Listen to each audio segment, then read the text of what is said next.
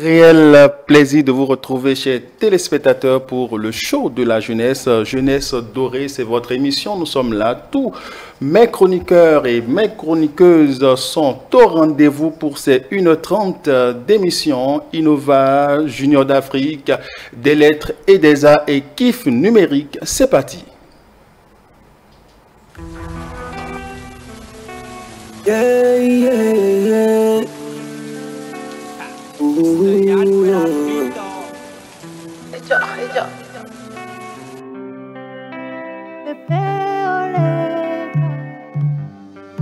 Unda wanyinyi no do fulumi Ikede babiton poda dome Unda wanyinyi no do fulumi Ikede babiton poda dome Nous mandons ainsi, Bokaï a son bono jeme, bono rume, oyo profite ade, aïdo e bajende, profite ade, tifli wende, wanu mamowe, sekwe yoliche, wanu mana wato e men, nous to e daiche men, nanda mono no golo, sina nuwe no golo, wanyini, wajando fulumi, nanda mono no golo.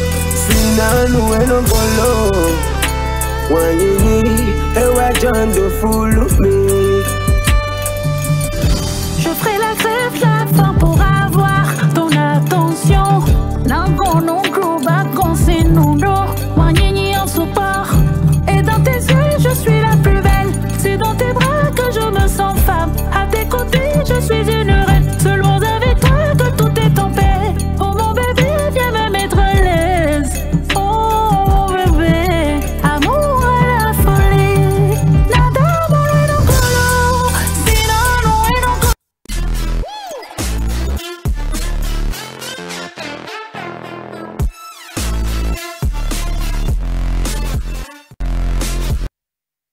Merci, cher Nestor. Comme quoi vous connaissez, vous lisez dans les pensées de Dame Nelly qui ne faisait que fredonner la chanson de Boboé et Pépé Oleka.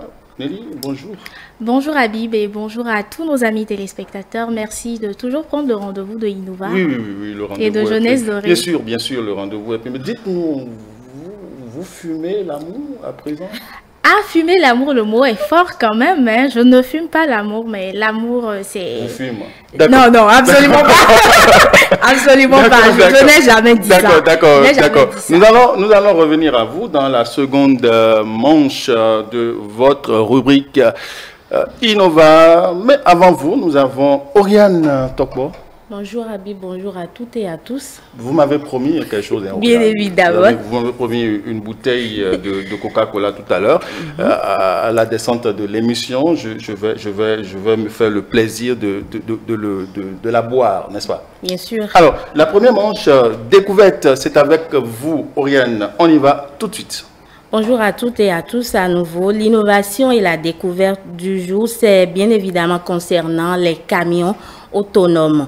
Le camion autonome est une solution logicielle et matérielle complète conçue pour répondre aux exigences de sécurité et de performance de l'industrie du transport routier commercial. Ces camions parcourent déjà plus de 40 millions de kilomètres sans accident. Créés par l'entreprise chinoise Inceptio Technologies, ces véhicules transportent des marchandises sans conducteur depuis novembre 2021. À l'avant du camion, les cabines sont équipées de 7 caméras et radars. Ces caméras alimentent ensuite le système informatique du véhicule. Ainsi, grâce à un système de détection d'obstacles 3D longue portée, il reconstitue numériquement la route et analyse le chemin à emprunter. Il est aussi équipé d'un système de carburation qui permet d'économiser entre 3 et 10% d'essence par rapport à une conduite classique. Cette technologie transporte déjà les marchandises de Nestlé, China ou de la Poste chinoise et pourrait même concurrencer les projets d'Elon Musk avec Tesla. Merci beaucoup à vous, Oriane, pour la présentation. voilà, d'une innovation. Voilà, camion autonome. Camion autonome. C'est comme si bientôt nous aurons des chômeurs hein, dans le rang des conducteurs Oui, effectivement, c'est toujours le risque avec les nouvelles technologies, c'est que ça met forcément les ressources humaines un peu sur la touche, mais je suis sûre qu'au fur et à mesure, on va s'adapter à cette évolution-là des choses. Vous gardez toujours l'espoir et c'est ce qui me passionne, c'est ce qui me charme d'ailleurs chez vous, Nelly Midjaï. La deuxième partie, hein, c'est tout de suite avec vous. Oui, tout à fait, Habib. La deuxième partie de Innovar, c'est bien sûr l'entretien.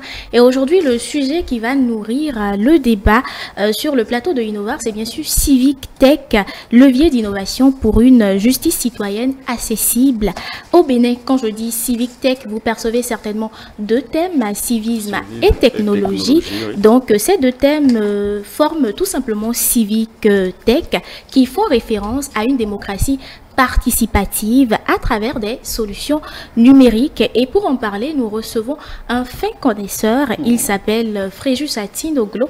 Il est juriste et co-initiateur de Clic Citoyen, une plateforme qui justement est une innovation en matière de civic technologie. Fréjus Atinoglo, bonjour à vous. Bonjour madame. Bonjour Fréjus. J'espère que vous allez bien. Je vais très bien, j'espère que vous aussi. Je vais super bien. Merci d'avoir répondu présent à notre invitation de ce matin. Dites-nous, qu'est-ce qui rend la civic technologie particulièrement pertinente pour la justice citoyenne au Bénin? Oui, comme vous avez commencé par le dire en introduction, les civic tech sont des solutions qui renforce la participation citoyenne à travers des outils que nous pouvons mettre au service de la démocratie et au service des initiatives citoyennes.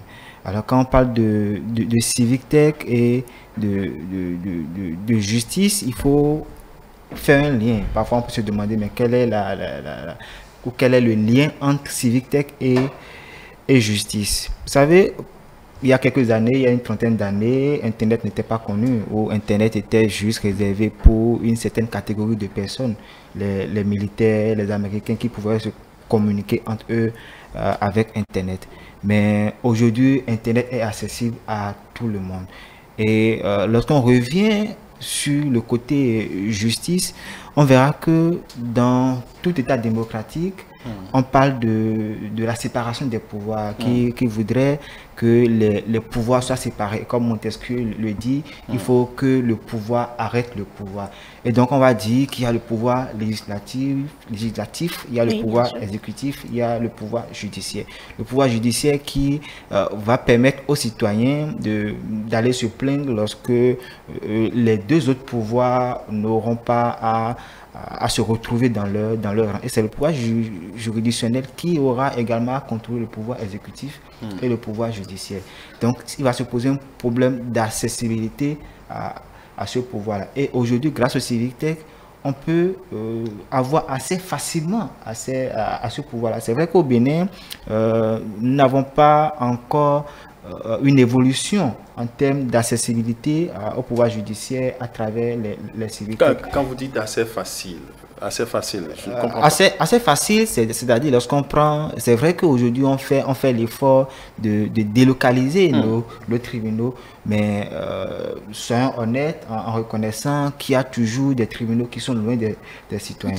Et donc lorsqu'on prend un citoyen qui déjà dans notre culture, on a la peur d'aller vers les juridictions lorsqu'on a des problèmes. On dit mais Dieu va s'en charger, il y a le karma et tout ça.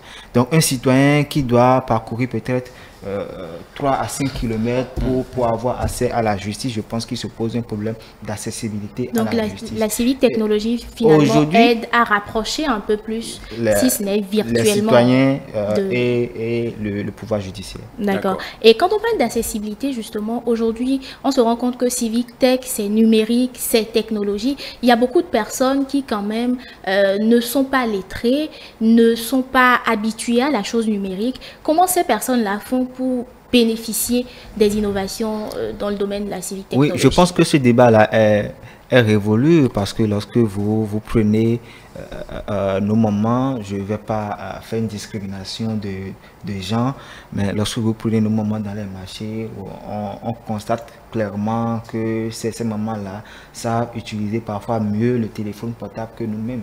Vous les voyez sur TikTok, vous les voyez sur WhatsApp. Mais vous comprenez quand même que utiliser WhatsApp et utiliser une application de Civic Technology, ce n'est pas forcément pareil. Est-ce qu'il n'y a pas un problème de formation ou, je ne sais pas, d'éducation, maintenant la Civic Technology qui doit se faire aussi? Oui, c'est vrai qu'il faut éduquer les citoyens du moins sur les questions d'utilisation du numérique de façon efficace et de façon efficiente. Parce que l'Internet a ses côtés positifs et ses côtés négatifs également.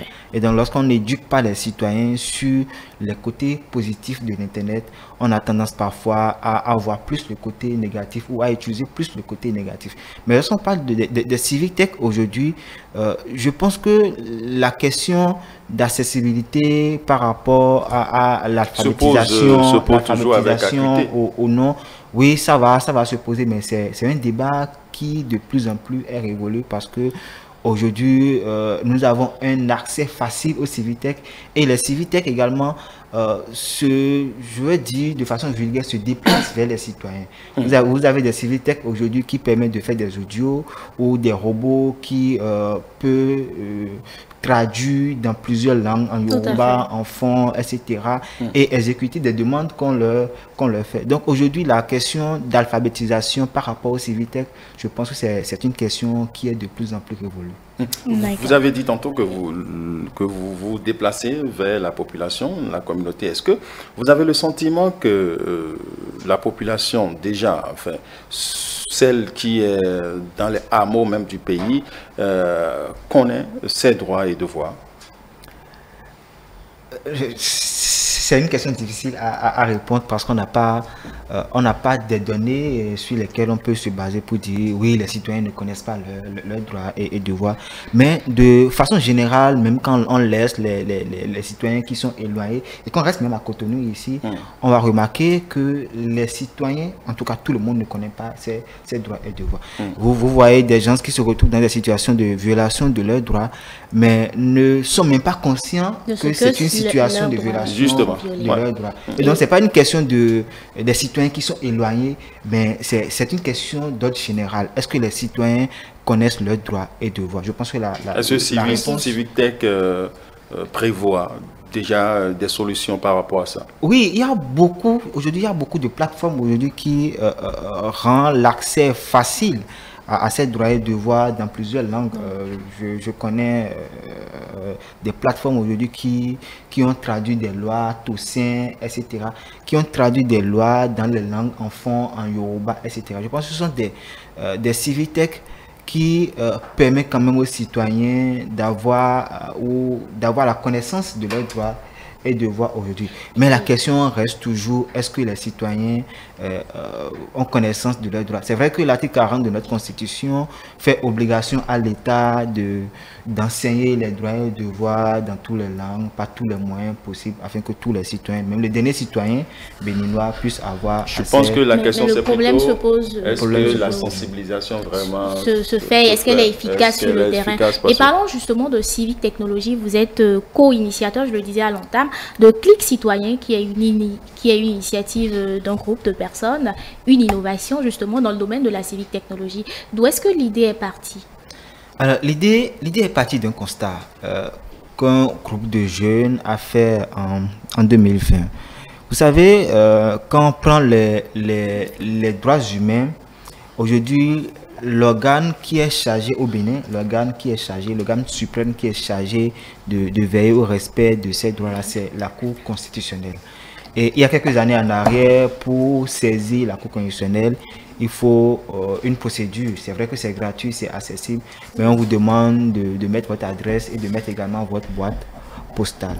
Et on s'est posé la question de savoir, est-ce que cette manière de faire rend vraiment l'accès à la justice facile? Et aujourd'hui, quand on prend la sous-région, où on prend les mécanismes de protection des droits humains dans la sous-région, on constate qu'il y a un accès facile. Aujourd'hui, vous pouvez saisir, c'est vrai qu'on ne peut plus saisir la Cour africaine des droits de l'homme et des peuples, mais on peut saisir la Commission africaine des droits de l'homme et des peuples à travers juste un mail. On peut saisir le Conseil des droits de l'homme sans pouvoir se déplacer à Genève.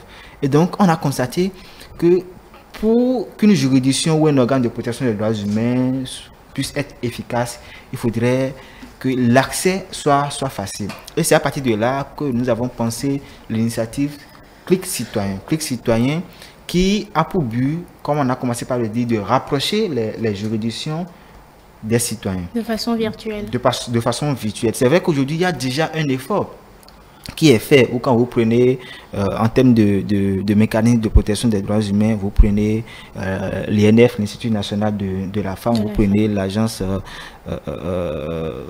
chargée de protection des droits des données à caractère personnel, et vous prenez également la présidence qui aujourd'hui reçoit des recours à travers le numérique. Donc quand on voit tout ça, on voit qu'il y a un effort qui est fait pour rapprocher les institutions des citoyens de façon virtuelle. Mais si on doit demander à chaque citoyen d'aller chercher ces institutions-là, ça sera compliqué. Même lorsque vous prenez les citoyens, vous leur demandez, est-ce que vous savez aujourd'hui que vous pouvez saisir l'INF? Il y en a qui ne savent pas. Par WhatsApp, ils vont vous dire certainement non, malgré la sensibilisation, malgré la vulgarisation. Et c'est à partir de là que nous avons décidé de regrouper ces institutions-là sur une plateforme que nous avons dénommée Clic Citoyen. Donc, dès que vous allez sur Clic Citoyen, vous avez ces institutions-là qui sont concentrées en un seul lieu. Vous n'avez plus besoin d'aller chercher comment saisir l'INF, vous n'avez plus besoin d'aller chercher comment saisir la PDP, vous n'avez plus besoin d'aller chercher comment saisir la présidence. Vous venez sur Clic Citoyen, vous avez accès à toutes ces plateformes-là, en un seul lieu. D'accord. Et comment est-ce que vous arrivez à mesurer l'impact de Clic Citoyen aujourd'hui sur la communauté? Alors, Clic Citoyen a démarré très récemment en 2023 et nous continuons toujours par faire la sensibilisation, par amener les citoyens à comprendre qu'il y a désormais un outil qui existe et qui facilite l'accès à ces institutions-là. Alors l'impact, c'est déjà de voir comment est-ce que les citoyens prennent cette plateforme-là. Est-ce que ces citoyens-là utilisent vraiment cette plateforme-là? Aujourd'hui, quand on fait un bilan, on voit que les gens ne s'intéressent pas toujours à des plateformes numériques qui facilitent l'accès à la justice parce qu'ils ne sont pas encore éduqués sur la question des civic tech et la saisine des institutions. Déjà, la saisine des institutions, même quand on laisse le numérique de côté, la saisine des institutions, ça pose déjà un problème auprès des citoyens. Je vais commencer par le dire, un citoyen qui se retrouve dans une situation de violation des droits humains, vous lui demandez d'aller saisir telle institution ou telle institution, il va vous dire non, bon, ça va servir à quoi, je préfère laisser ça, Dieu va régler ça. Donc c'est une question de sensibilisation, d'éducation, de vulgarisation de tout ce que nous faisons aujourd'hui afin de permettre aux citoyens de pouvoir user de ces plateformes-là qui facilitent quand même l'accès à la justice. Alors, merci beaucoup, Frère. Moi, j'ai une question à lui poser. Clic Citoyen, c'est vraiment l'innovation du moment. Moi, je voudrais savoir quels sont les principaux défis auxquels la Civic Tech est confrontée.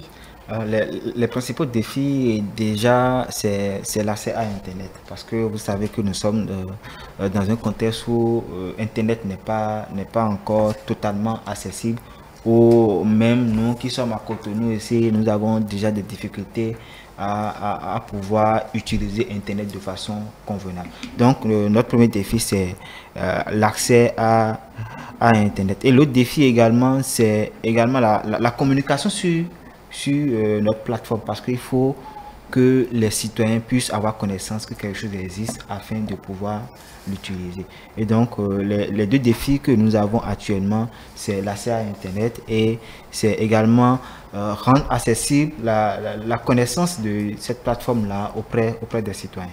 Vous venez de parler de l'accès à Internet. Moi, je voudrais quand même savoir, pour les dames qui sont un peu plus dans les zones reculées, quelles sont les dispositions que vous prenez déjà pour elles? Oui, j'ai commencé par dire que nous sommes à nos débuts et le projet à long terme, c'est de pouvoir rendre cette plateforme-là hors Internet, c'est-à-dire créer une application pour permettre à tout le monde de pouvoir utiliser cette plateforme-là, même sans avoir accès à Internet. C'est vrai que ça demande beaucoup de moyens, mais nous venons de commencer et ça viendra certainement avec le temps. Fort de votre expérience, est-ce que vous avez une petite anecdote à partager avec nous enfin, dans le domaine de la Civic Tech qui a quand même abouti à un résultat concret aujourd'hui?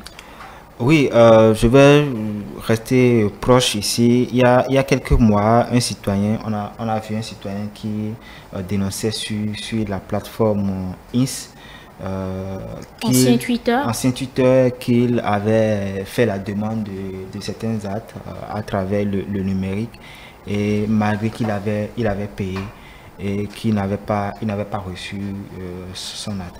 Et nous lui avons conseillé d'utiliser notre plateforme pour adresser sa requête à la présidence. Bon, je ne vais pas vous dire si ça a prospéré ou pas, mais je pense que c'est quand même une victoire pour nous. De parce savoir qu'aujourd'hui, on peut se plaindre directement les gens aux peuvent autorités. se plaindre directement à la présidence à travers des outils numériques. Je pense qu'on est au terme de cet entretien-là. Pour finir, donnez-nous rapidement quelques conseils pour accroître l'impact des Civic Technologies aujourd'hui au sein de la communauté et votre mot de la fin, s'il vous plaît. Oui, notre premier conseil, ça sera de commencer par vulgariser tout ce qui est Civic Tech, parce que nous constatons que quand ces Civic Tech-là viennent, les citoyens ne taillent pas d'importance, on ne taille pas de crédit à ces Civic Tech-là. Donc c'est de commencer par vraiment considérer ces Civic Tech-là qui avance beaucoup de choses en termes de citoyenneté, de démocratie participative et d'accès à la justice. Et c'est également d'aider ces plateformes-là à pouvoir communiquer sur leur initiative afin de permettre aux citoyens de comprendre l'importance des Civic Tech sur les questions de citoyenneté, de démocratie et de justice. Alors, mon mot de fin, ça sera de vous dire merci. Merci pour ce que vous faites déjà pour la jeunesse. Merci pour ce que vous faites pour mettre la lumière sur ces innovations numériques. Et moi, je vous encourage à continuer. Merci beaucoup à vous. Et bien, chers téléspectateurs, merci une fois encore d'avoir pris le rendez-vous de Innovar. Aujourd'hui, on a parlé de Civic Technologies. Et avec nous, on a reçu Fréjus Atinoglo, qui est juriste de formation et co-initiateur de Clic Citoyen, une innovation, une plateforme qui est aussi une innovation dans le secteur de la Civic Technologie. Eh bien, Innovar, c'est fini. Ma jeunesse dorée continue. Merci beaucoup, Fréjus. Merci. Plein succès à Civic Tech. Merci. Et on se revoit très bientôt. Alors, merci à vous, Oriane. Merci beaucoup à Nelly Michel. Nelly, vous laissez votre fauteuil à quelle rubrique? Des lettres et des arts, bien sûr. Des lettres et des arts, bien sûr. Des lettres et des arts. Nous allons accueillir ici Arim Lassissi et Ibrahim Adamou qui vont nous présenter un livre de Charlemagne Bonquet. Voilà l'invité Charlemagne Bonquet des lettres et des arts. C'est tout de suite.